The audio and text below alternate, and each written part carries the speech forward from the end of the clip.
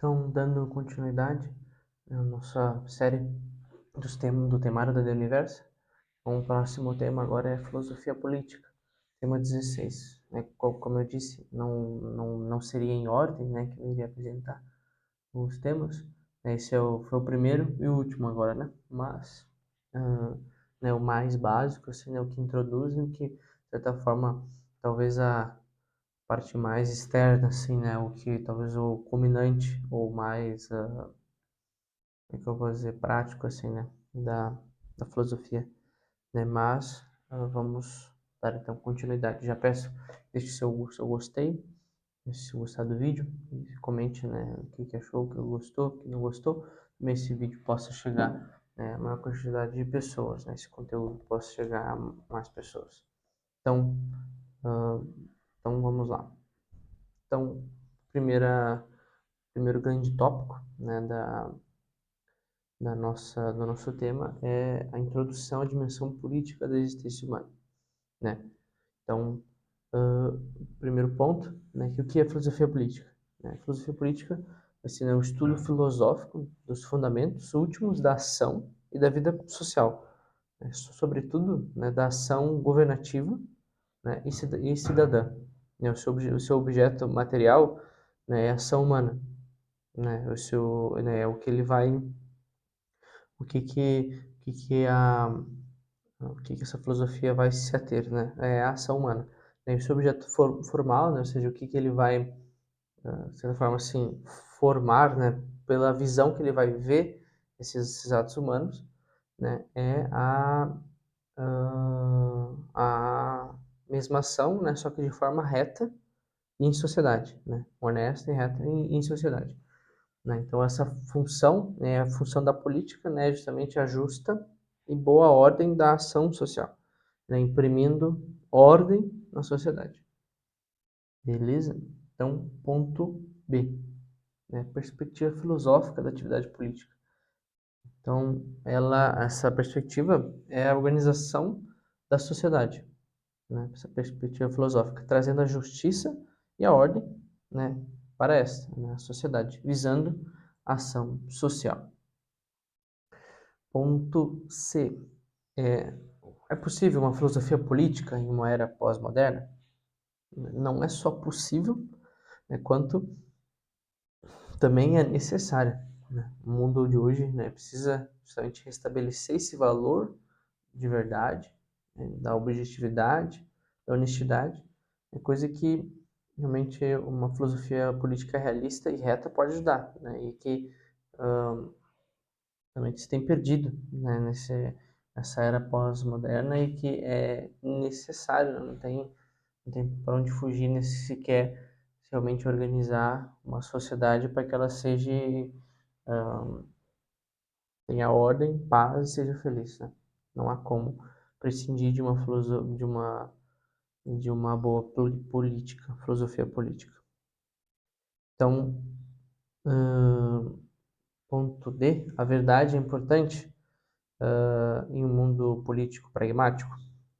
Sim, ela é essencial, né? Pois as relações sociais, né, elas se constroem em cima justamente da honestidade dessas relações, ou seja, da verdade. Então, o esquecimento, né, da verdade no mundo de hoje justamente é um indício, né, da falência da civilização ocidental, né, que não se pode, que não vai conseguir se manter com essas práticas. Então, ponto E. A verdade é eficaz? Sim, na verdade, ela, né, a partir do momento que ela é captada, né, pelo intelecto, ela move a vontade, obrigando a ação, né? Claro que muitas vezes o problema é que muitas vezes a gente, por mais que a verdade, né, esteja na nossa frente, a gente não consegue captar, né, ela como verdade objetiva por causa das nossas paixões, né? E justamente uma vida, né, fora da verdade que foi apreendida, né, ela leva a uma deteriorização do indivíduo, né? A pessoa vai ficando louca, né, assim, dividida, né, entre o que ela realmente ela sabe que é verdade e o que ela faz. Ela tem uma partição, uma cisão, né, na pessoa que vai levar com certeza a ruína. Então, o segundo grande tópico é o desenvolvimento do homem, né, como critério de filosofia política. Então, um fundamento antropológico, né, da filosofia política, em especial. Então, o homem como um ser social, né, o homem ele é naturalmente social e racional. Né? Ele tende, né, tanto a conviver em sociedade, quanto a buscar o melhor modo dessa convivência, né, e organização para o bem de todos, né, e para o seu próprio bem também. E então, ponto 2, o homem como projeto a ser realizado, né? O ser humano, sendo uma substância individual de natureza racional, ou seja, está completo quanto ao seu ser, mas não quanto ao seu agir. Ele tem que se realizar durante a sua vida, né? E realmente a política é uma das formas mais sublimes disso, né? Pois sendo o homem, né, naturalmente social, e sua realização depende, né, da completude da sua natureza, né, que é a capacidade de agir, fica claro que uma das melhores formas de se viver bem em sociedade, né, porque justamente parte da natureza humana é social. Então, a política pode contribuir, né, para a realização do ser humano. Então, terceiro ponto, né, o homem está orientado na verdade e na liberdade para o seu destino. O homem só pode alcançar a sua realização por meios de ações que lhe são próprias, né? Ou seja, ações livres, ações humanas, né? Ou seja, que são livres e, consequentemente, conscientes. Né? São livres e são conscientes. Né? E uma ação livre, ela só é boa, né, se segue a verdade sobre o bem que se busca, né? Ou seja, sobre o bem humano, realmente, verdadeiro, né? Sendo a realização, né, do homem realmente adquirir esse verdadeiro bem, né? Então logo a gente vê que verdade e liberdade estão intimamente ligados, né? E ligados no homem, né? Porque o homem precisa conhecer essa verdade para buscar esse bem que a verdade mostra, e ele vai ser, cada vez que ele conhece mais, se ele conhece mais a verdade, ele vai ser mais livre, porque ele vai poder somente tomar as decisões certas, né? Ele vai poder ter mais consciência do que, né, do que ele está fazendo. Então, mais livre. Então, a ambivalência moral no homem, né, quarto ponto, é se o homem ele busca um bem, né? Só que o problema é que nem sempre ele vai buscar um bem verdadeiro, nem sempre encontra esse bem verdadeiro, né? E isso acontece porque todas as coisas que existem são bem, né? Ens et bonum convertuntur, né? Ou seja, o bem e o ente se convertem, né? Então, só que, porém, nem todas essas coisas, né, elas são realmente boas, né? São realmente verdadeiramente boas para o homem, para o ser humano. Então, uh, ou seja, que convém a ele. Então, ele deve achar esse bem verdadeiro, né, para ser humano. Ele deve conhecer-se, saber realmente da sua natureza, conhecer essa verdadeira natureza, né, que é racional e espiritual, buscar o que convém a ele, né, convém a essa natureza, que vai realmente realizá-la, né, tornar ela completa. Então, além disso tudo, né, além de toda essa problemática, ainda o homem está sujeito à queda do pecado original, né, que por mais que ele realmente tenha sido redimido, né, por Cristo, ele ainda continua, né, com algumas sequelas, né, com concupiscência, que dificulta ainda mais encontrar o bem. Então, quinto ponto, o homem vive em um mundo infinito. Né? O homem, né, ele justamente vive nesse mundo finito, né, mas ele tem anseios infinitos, né, que transcendem o espaço e o tempo. Então, ele não se contenta com esse mundo, precisa viver, e ele quer um mundo vindouro. Né? Porém, para atingir esse mundo infinito, ele precisa viver aqui, né, no finito, e ter e plasmar essas ideias eternas, digamos assim, essas coisas infinitas, assim, desse outro mundo aqui, né, para que ele também possa atingir o mundo vindouro na outra vida. Próximo ponto é o sexto. O homem é por natureza um ser religioso. Então, o homem, ele é um ser naturalmente religioso, ele sai de si. Por quê? Porque justamente essa religiosidade, né, é a capacidade do homem de transcender, ou seja, de buscar se aperfeiçoar. Ele não é completo, como eu falei antes. Ele quer se aperfeiçoar, quer atingir o seu potencial máximo, quer realmente ser feliz, ser completo, né? Então, ele vai buscar isso, né, naturalmente, né? Porque ele não é completo, né? Porque senão não teria necessidade para tal. Ele simplesmente estaria ali e deu, tá bom, assim, e segue a vida. Justamente uma das formas de fazer isso é a religião, né, com seus ritos e doutrinas, né, ou seja, um desenvolvimento dessa religiosidade, né, de tentar se ligar com esse bem máximo, né, esse aperfeiçoamento máximo que é Deus. Então, o próximo grande tópico é o âmbito da política. Então, primeiro ponto, né, o objetivo desse tema vai ser contextualizar o poder civil. Então, realmente a sociedade, né, ela está organizada em vista de um fim comum. Ela deve buscar os meios para a consecução desse fim, conseguir esse fim, né? Então, realmente o papel, né, da autoridade, né, do poder civil, né, vai ser justamente regular a conduta, né, desses membros da sociedade em ordem à consecução desse bem comum, esse fim comum de todos, né? Pois justamente é o bem pois o bem comum é justamente, né, esse, sendo nessa citação da Gaudium et Spes, Constituição Dogmática, se eu não me engano, Concílio Vaticano II,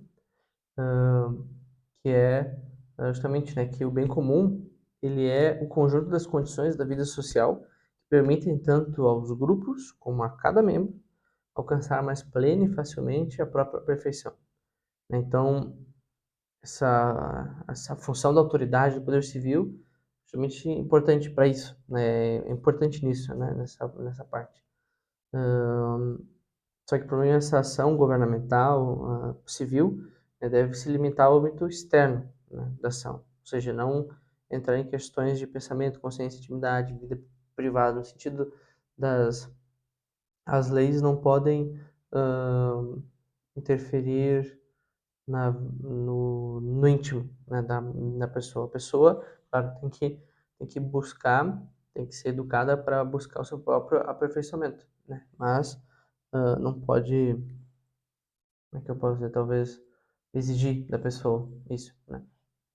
Ela tem que tomar consciência disso por si mesmo.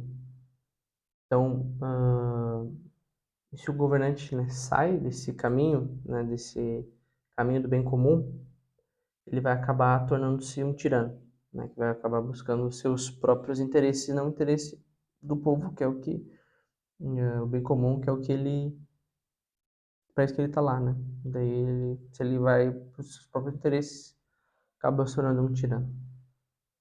Então, contexto social transcendente, ponto B, né, esse bem comum, né, que a sociedade busca, né, ela é algo externo a ela, ou seja, a transcende.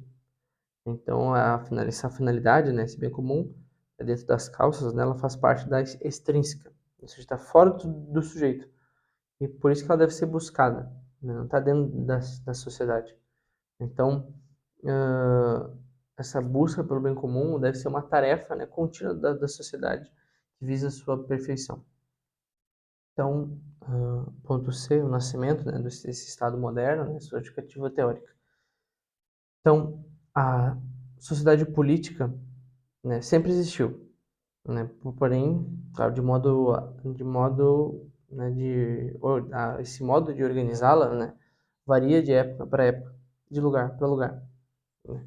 E uma das formas é justamente o Estado, né, que surgiu no Renascimento, né? Ele surgiu para atender a necessidade de uma adequação, uma adequada organização política, né, imposta pelo auge do comércio marítimo, né? Foi frustrado onde começou, né, nas repúblicas e principados italianos e se realizou melhor, né, a partir das velhas monarquias medievais, né, como Espanha, Portugal e Grã-Bretanha. Então, o quarto ponto, avaliação da função do Estado moderno. Então, o Estado moderno, ele pode ser bom ou não, à medida que visa ou não a consecução do bem comum da sociedade, né? E o bem integral da pessoa humana. Então, ele deve trabalhar por isso. Então, o que se percebe é que a estrutura que surgiu no Renascimento, né, esse Estado moderno, pode ser boa para esse fim, né? Só que o problema é que o que torna muitas vezes difícil isso a missão do Estado são as pessoas que o comandam, né, que não estão lá para o bem dos outros, mas para o seu próprio bem. Então, o quarto grande tópico, autoridade, estrutura e formas de governo. Então, ponto A, é necessário um governo civil público? Então, o ser humano, né, por natureza, ele é imitador. Ou seja, ele sempre busca alguém humano, né, para imitar. Alguém que se destaca dos outros, o melhor, que ele mesmo confie. Então, esses eleitos, né, esses são eleitos líderes do grupo, né, pois podem guiá-los para o bem. Então, daí podemos ver né, já o caráter natural da liderança, né? Porque então, a sociedade, né, que é composta de seres humanos, né, precisa desse aspecto unificador para guiar, né, para o bem. Não é assim, cada um por si, Deus por todos. Tem que ter essa união, essa ponto unificador para justamente buscar juntos o bem comum, o bem de todos. A gente não vai, cada um acha o seu, cada um vai buscar o seu bem, não. A gente só vai conseguir o bem dos indivíduos buscando o bem de todos, né? Ah, então, não precisa dessa união, né? Que a gente só vou me realizar no outro, eu só vou me realizar buscando o outro, só vou me realizar amando o outro, né? Não é eu, né? É eu, tu e eu, né? Então, isso faz parte da nossa natureza. Então, e também, historicamente, sempre houve uma autoridade, né, na frente das comunidades. Ou seja, precisa dessa autoridade para organizar os fins. Então, vamos passar então para as diferentes formas de governo civil, ponto B, né? Então, há várias formas de governo civil, né? Só que, claro, as principais são as repúblicas e as monarquias, né? Então, temos as repúblicas podem ser subdivididas em quatro ou três, né? Que depende do olhar, né? Então, tem as presidencialistas, as semipresidencialistas, as parlamentaristas e as unipartidárias, né? Essa unipartidária, como é que eu posso dizer? É uma semi-ditadura, assim, né? Como tem assim, vários partidos, mas meio que só um disputa, né? Só um se apresenta às eleições. Então, é meio que república e meio ditadura, assim, né? E então, daí alguns dividem em colocação de partidário fora das repúblicas ou uma república separada, mas quatro, três deles faz a separação que acha melhor. E as monarquias também têm três tipos, né? A absoluta, a constitucional ou a parlamentar, né? E a eletiva. E claro que cada local, né, adapta, né, seu modo, né, o regime, né, mas em linhas gerais meio que são nessas formas de governo civil, né? Então, ah, ponto C, a forma democrática de governo hoje. Então, a forma de governo, né, hoje democrática parece, né, demonstrar ser uma das melhores que temos, né, quando exercida de modo correto e transparente, né. Só que hoje, porém, a gente vê que ah, acaba que essa democracia muitas vezes ela acaba se tornando uma oligarquia, ao ser o poder de poucos, né, que governam para seus próprios interesses, né. Então, e acaba tendo só a democracia ali no papel, né, mas na verdade são poucos que governam, né, o país, né. Então isso é uma constante tarefa do regime democrático, essa também talvez colocação de leis para que isso não aconteça, né? Possa sempre se manter esse caráter de democrático, né, do interesse da população e não desses poucos que governam, né, se tornando uma oligarquia. Então, o ponto D, as características, né, do bom governo, suas diferentes formas, é bem simples, né? Então, o que vai caracterizar um governo bom ou não, né? São duas coisas, né? Que é o seu empenho de buscar o bem integral da pessoa, né? Ou seja, o que realmente faz bem para o ser humano, que realmente não o que parece bom, mas o que realmente faz bem, né? E o bem comum, né? O bem comum de todos, né? Que é a perfeição, nessas condições, dar essas condições para que cada um possa atingir a sua perfeição. E essas, essas duas contêm síntese, né? O que deve ser buscado por todo governante, né? Ou seja, que quer fazer bem ao seu povo, né? Então, e elas implicam esse profundo conhecimento da própria natureza humana. Então, o ponto E, o último dessa, desse grande tópico, são os desafios, né, para a forma democrática do governo, o bem comum e os fundamentos pré-políticos da democracia de hoje, né? Um dos grandes desafios da democracia, que são pré-políticos, ou seja, antes da política, é justamente a educação, né? Ou seja, que as pessoas precisam, para funcionar bem, né, a democracia precisa desse povo educado. É um povo que sabe o que quer, sabe o seu fim, né, que é o bem comum, e porém precisa dessas virtudes, né, para querer lutar pelo bem comum. E essa simples união de pessoas, né, não vai, não resolve a situação, né, mas tem que ser união de pessoas que sabem o que querem, né, justamente que essa democracia avance, né. Então precisa da educação do povo, né? O povo precisa estar bem ciente, bem educado, bem consciente, né, do que é o melhor, né? Então, porque senão acaba que a democracia, como eu falei antes, vira essa oligarquia, né?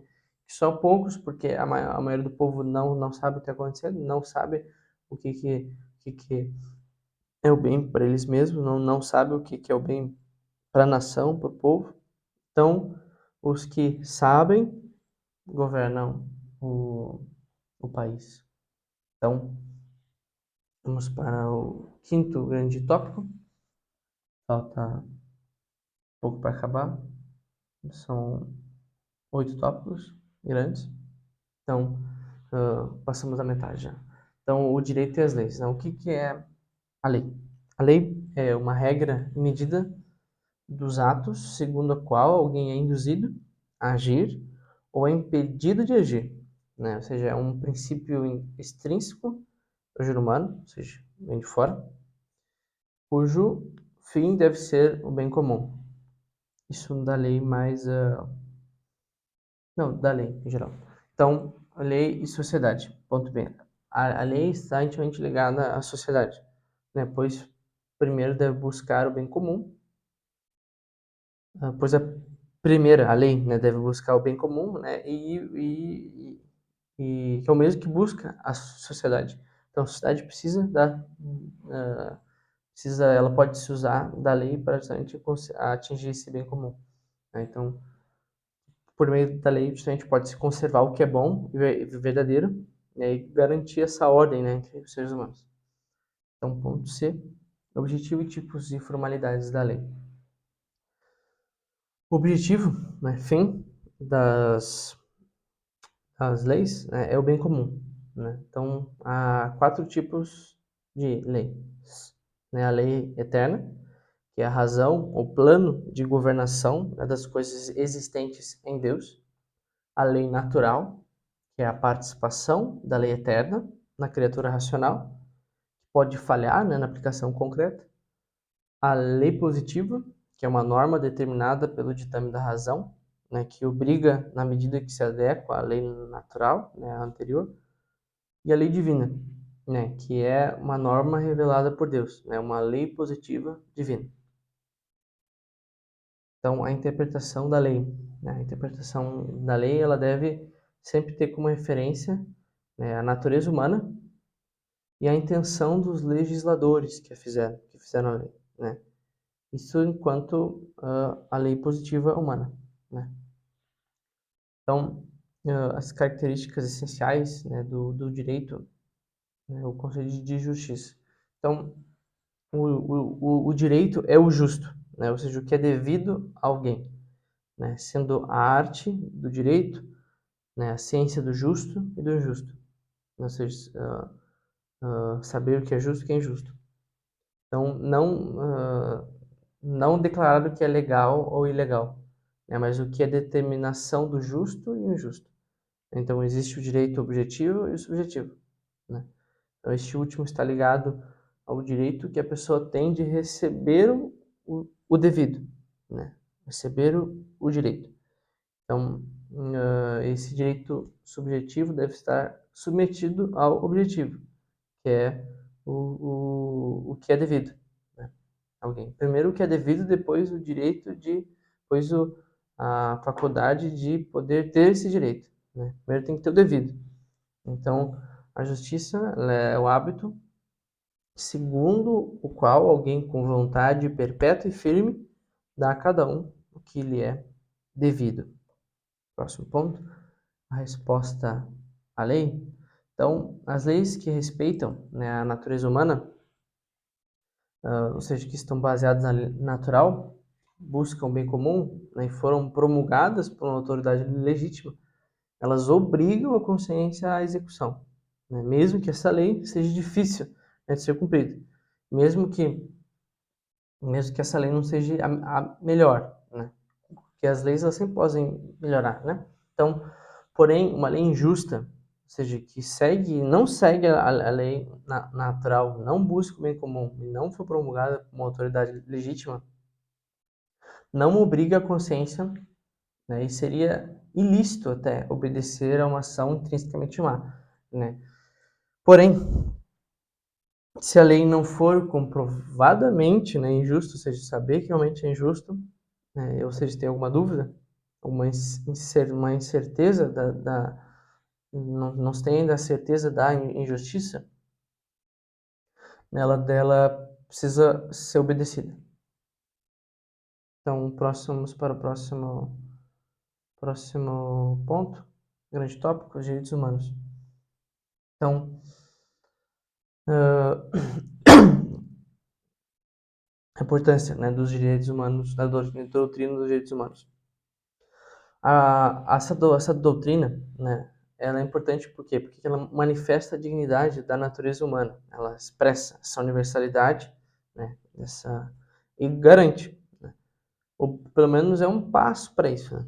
Então, as coisas são mais caras, né, ao ser humano, como a liberdade, né, sua, seus direitos também, né, que brotam da sua natureza, né? Então, ponto B, o fundamento dessa doutrina. Então, essa doutrina ela está baseada na natureza humana, ou seja, no ser pessoal do homem.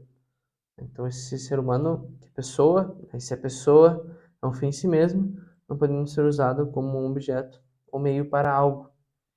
Então, parte desse pressuposto, né, dessa natureza pessoal do homem.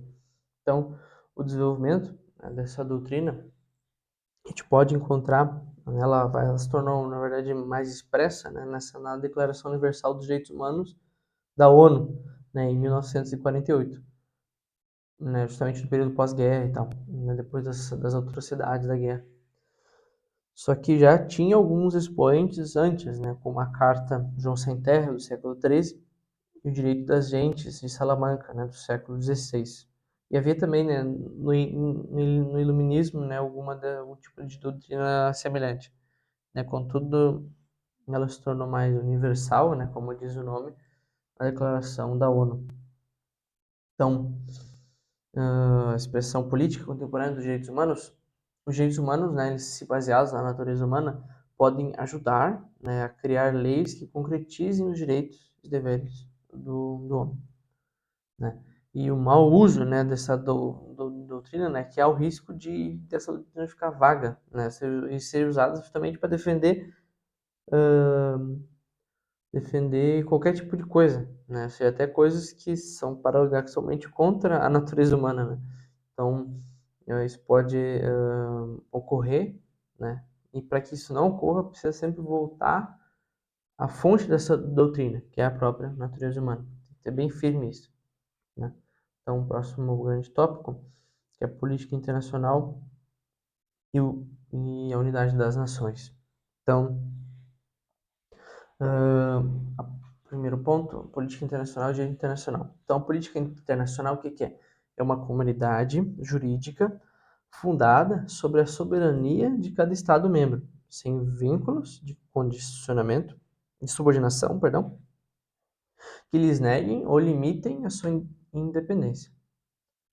Então, isso está no compêndio da doutrina social da Igreja, número 434, se eu não me engano. Então, essa política, né, deve respeitar a ordem natural, né, está baseada, né, no princípio da subsidiariedade, no bem integral da pessoa e no bem comum, né, sempre os princípios da ética social. O caráter social do homem, né, e a sua unidade do gênero humano exige o respeito ao direito dos povos, né, e os gentium, né, também chamado de direito das nações, o direito internacional, né, que é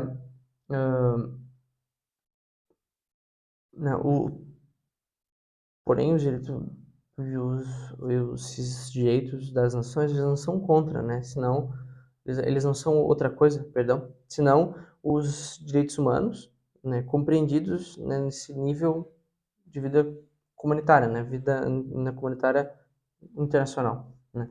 Então, a nação, né, ela tem um fundamental direito, perdão, né, a existência, direito, então, a própria língua, cultura, mediante as quais um povo exprime e promove a sua originária soberania espiritual, bará, bará, bará, né. Então, o bem comum internacional e a segurança internacional justamente exigem nessas regras comuns, né? Esse direito positivo internacional, a gente pode dizer, né, que garante essa paz, né, essa convivência entre as nações, né? Então, atualmente, nessa política internacional se faz através de acordos e tratados internacionais. Então, a unidade das nações, a doutrina de Santo Agostinho, o surgimento, né, dessas nações é naturalmente decorrente, né, do desenvolvimento humano, né, de sua expansão dos núcleos familiares, né? Então, cada nação possui a sua peculiaridade, né, pois está num local diferente, exposta a condições diferentes, formando, né, culturas também diversas, né, e diferentes. Porém, o ser humano é um só, né? Então, com a mesma natureza, ele deve com a mesma natureza, né? Todos têm a mesma natureza, todos seres humanos, então ele deve ver seus irmãos, seus semelhantes, perdão, como irmãos, né? Então essas nações tendem a se unir em prol de bem comum, né? Não suprimindo os indivíduos, né? Mas fomentando cada um de acordo com o que lhe convém, né? Ou seja, é uma união ali, mas não sem perder as partes ali, né? Sem perder os indivíduos, né? Sem suprimir os indivíduos. Não um governo global, onde tudo mais como é que é? Uma união das nações, né? Não um governo global. Então, a doutrina de Santo Agostinho, né, ele vai desenvolver a doutrina das duas cidades, né? Na qual, com o pecado, foram criadas duas cidades. A celeste, que ama a Deus, e a terrena, que ama a si mesma. Então, ambas estão juntas, né? Mas terão um destino totalmente diverso, né? Sendo a primeira o céu e a segunda o inferno. Então, o último ponto desse grande tópico, né? O uno e o múltiplo, unidade e tensões interculturais, né? Ou seja, por mais que a natureza humana seja uma só, né? E há várias manifestações desta natureza, né, nas diferentes culturas.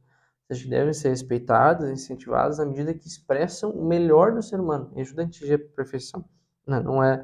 Uh, não é simplesmente a cultura pela cultura, né? Mas somente ela tem que manifestar tem que manifestar a natureza humana, que é o melhor da natureza humana, não o que é pior, o que prejudica, né? Senão não adianta nada também. Então, o próximo ponto e último é as principais correntes, né, da filosofia e da ideologia política. Então, visão política e visão e ideologia.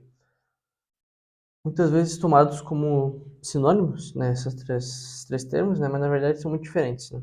Então, a visão de mundo, ou cosmovisão, como diz o nome, né, ela vai ser é um modo de ver o mundo, né? Ou seja, é uma perspectiva, seja uma perspectiva materialista, espiritualista, realista, né? É como um filtro, né? A ideologia ela pode se assemelhar também a esse último sentido, né, de visão de mundo, né, como um filtro pelo qual a gente vê a realidade. Porém, ela pode ser tida também como uma máscara, né? Justamente é isso, talvez que se traz hoje em dia, uma máscara que esconde a realidade, né? Que impede que as pessoas conheçam a verdade sobre as coisas, né? E a política, ou filosofia política, ela vai além disso, ou seja, ela está nesse conhecimento real, há um conhecimento real, né? E argumentativo que busca o melhor modo de se viver em sociedade. É uma busca por uma verdade objetiva, né? Que guia a ação, não uma simples máscara. Então, ponto B, desenvolvimento histórico, né, do conceito de ideologia política, né? E a gente vai ver que esse conceito, né, ficou famoso com Karl Marx, né, que fazia parte da sua filosofia, né, no contexto do século XIX, né? E esse contexto ele dizia que a burguesia, né, justamente usava de meios, né, a superestrutura para mascarar a realidade, né, impedir que o proletariado se rebelasse, né? Então hoje esse conceito ele está muito ligado, né, mais uma visão, uma questão de visão de mundo, é um filtro da realidade, mas mantém parte, né, o sentido, digamos assim, original, né? E mais que também ele seja usado nesse sentido que o Karl Marx ah, utilizava também hoje. Então, vamos para o ponto C, né? Os critérios de avaliação das correntes políticas e ideologias é basicamente o mesmo também dos critérios de avaliação dos governos, né? Também é respeito, né, o respeito pela ordem natural, a busca pelo bem integral da pessoa, a busca pelo bem comum. Então, essas correntes políticas, né, e ideológicas, né, elas serão melhores ou piores na medida que seguirem esses critérios. Então, o último ponto, né, que são as correntes históricas, neoliberalismo, socialismo, conservadorismo, suas diferentes expressões. Então, dentro do liberalismo, né, nós temos os liberais clássicos, né, que defendem e garantem, né, que os direitos individuais, né, como a liberdade, a vida, propriedade, segurança. Né, seus representantes teóricos, né, são Locke, Benjamin Constant e Adam Smith. Né, também temos os neoliberais, né, que eles defendem a absoluta liberdade, né, do mercado, restrição à intervenção estatal, e defendem as privatizações, austeridade fiscal, cortes dessas despesas, né, do governo. E dentro desses liberais, né, dos neoliberais, a gente tem duas escolas, né, que é a austríaca e a de Chicago, né, com Karl Menger e Milton Friedman, respectivamente, como seus representantes. Né? Dentro da corrente socialista, a gente vai ter os marxistas clássicos, né, os gramscistas e os sociais-democratas. Né? A gente tem também dentro, né, dos gramscistas eu digo, o pós-gramscismo ali, que é a escola de Frankfurt. Podemos dizer assim, eu coloquei tudo junto, mas eles, né, não são tão iguais assim, né? Então, o primeiro grupo, né, caracterizado pela tomada do poder pela força armada, né, luta de classes, estabelecendo um estado totalitário, né, esses são os marxistas clássicos, né? Como representantes, né, temos Stalin e Lenin.